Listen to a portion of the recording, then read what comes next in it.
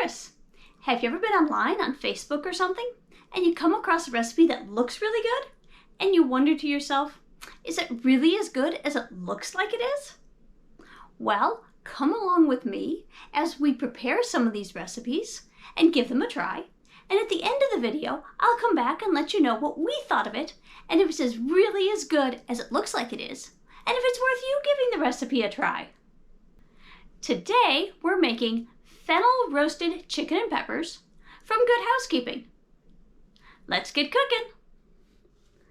All right, for this recipe, we need a tablespoon of fennel seeds, a tablespoon of orange zest, 3 cut up peppers. I have a yellow, an orange, and a red. They're cut into 1-inch chunks. This bowl has 3 cloves of garlic, as well as 2 tablespoons of olive oil. I'll need an additional tablespoon of olive oil later.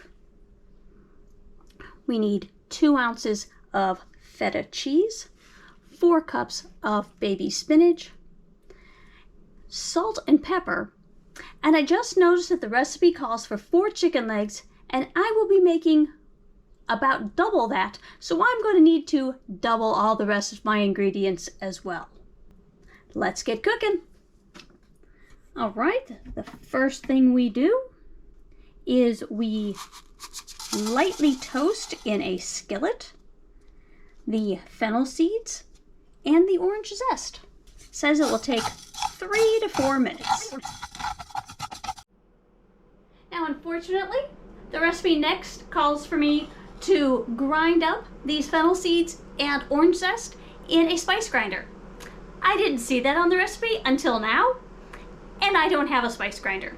So we're gonna leave it like it is and see what happens. I guess cooking is an art and you just go with the flow. So you see, when I increased the amount of peppers, I had to add some green ones as well.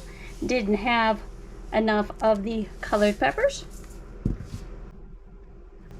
Put in a half a teaspoon of salt, a half a teaspoon of pepper, and then the garlic and the olive oil that we measured out earlier. And we mix it all up. All right, now this is all mixed in. Time for the next step. All right, I have all my chicken legs in a bowl. Putting in the olive oil. And then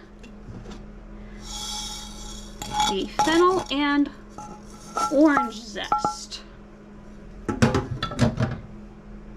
I'm gonna coat these around and get some of that fennel and orange zest, and of course the olive oil on all of these chicken legs. Chicken peppers. All right, we put the peppers on a baking sheet, spread them out nice and even. Then we take our chicken legs and nestle them in with the peppers.